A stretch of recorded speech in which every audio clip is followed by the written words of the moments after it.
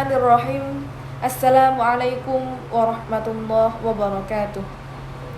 Alhamdulillahirabbil alamin wa bihi nasta'in ala umurid dunya waddin. Wassalatu wassalamu ala asyrafil anbiya'i wal mursalin sayyidina wa maulana Muhammadin wa ala alihi wa sahbihi ajma'in, amma ba'd. Alhamdulillahirabbil alamin. Pada kesempatan kali ini kita akan membahas tentang 3 pondasi utama dalam agama ini, yaitu iman, Islam, dan juga ihsan. Iman, Islam, dan ihsan adalah satu kesatuan yang tidak bisa dipisahkan satu dengan yang lainnya. Kenapa? Karena iman adalah keyakinan yang menjadi dasar akidah. Keyakinan tersebut kemudian diwujudkan melalui pelaksanaan kelima rukun Islam. Sedangkan pelaksanaan rukun Islam dilakukan dengan cara yang ihsan sebagai upaya pendekatan diri kita kepada Allah Subhanahu wa taala. Kiai Haji Syaifuddin Rahman pernah dawuh, ibarat bangunan rumah, iman sebagai fondamennya, Islam sebagai tembok dan bangunan lainnya, sedangkan ihsan adalah atap dan ornamen lainnya. Jadi, ketiganya adalah satu kesatuan yang tidak bisa dipisahkan. Untuk mempelajari ketiga pokok ajaran agama tersebut, para ulama mengelompokkannya lewat 3 cabang ilmu pengetahuan. Apakah 3 cabang itu? Yang pertama, iman dipelajari melalui ilmu tauhid atau ilmu teologi yang menjelaskan tentang pokok-pokok keyakinan atau akidah. Yang kedua, Islam berupa praktek amal lahiriah disusun dalam ilmu fikih, yaitu ilmu mengenai perbuatan amal lahiriah manusia sebagai hamba Allah Subhanahu wa taala. Sedangkan untuk mempelajari ihsan sebagai tata cara beribadah adalah bagian dari ilmu tasawuf melalui jalur thariqah. Kiai Syaifuddin juga menjelaskan, iman adalah keyakinan dalam hati yang diucapkan oleh lisan kemudian diwujudkan dalam amal perbuatan. Keyakinan tersebut meliputi 6 rukun iman, yaitu yang pertama, iman kepada Allah, yang kedua, iman kepada malaikat, yang ketiga, iman kepada kitab, iman kepada nabi dan rasul, iman kepada hari akhir, serta iman kepada qada dan qadar. Keenam rukun iman tersebut adalah bentuk amal batiniah sebagai wujud pengakuan hati manusia terhadap kebesaran Allah Subhanahu wa taala yang nantinya akan mempengaruhi segala aktivitas yang dilakukan. Manusia adalah makhluk dengan segala kelebihan dan kekurangan yang ada. Keimanan akan membawa manusia ke titik penyadaran diri sebagai hamba Allah yang tunduk di bawah kekuasaan Allah Subhanahu wa taala.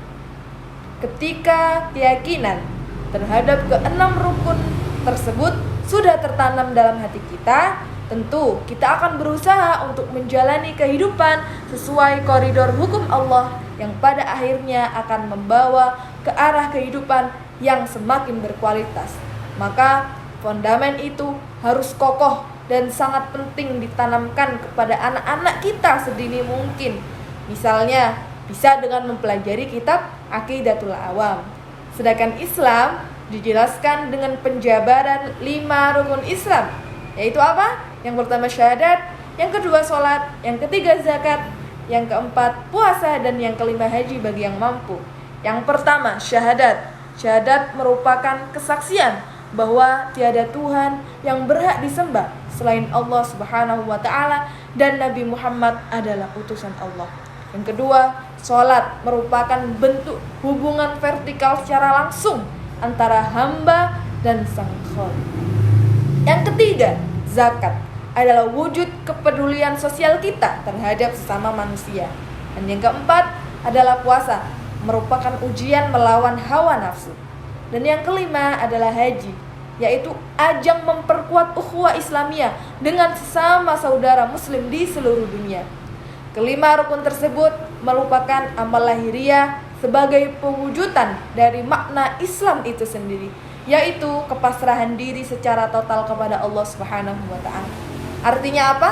Kepasrahan sebagai makna Islam tidak hanya disimpan dalam hati, melainkan diwujudkan lewat perbuatan nyata, yaitu kelima rukun Islam tersebut. Dan ini dipelajari melalui ilmu fiqih. Lalu yang ketiga ada ihsan. Ihsan adalah cara bagaimana seharusnya kita beribadah kepada Allah Subhanahu wa taala.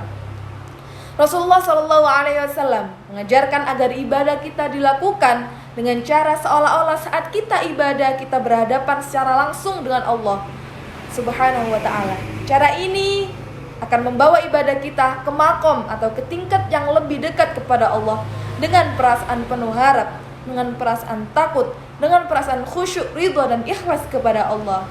Perasaan tersebut menjadikan ibadah yang kita lakukan tidak hanya sekedar menjadi kewajiban, tetapi merupakan kebutuhan jiwa dalam penghambaan diri kepada Allah Subhanahu wa taala. Tetapi jika cara tersebut belum bisa kita lakukan, maka ibadah dilakukan dengan keyakinan bahwa Allah pasti melihat kita dan mengetahui semua yang kita lakukan.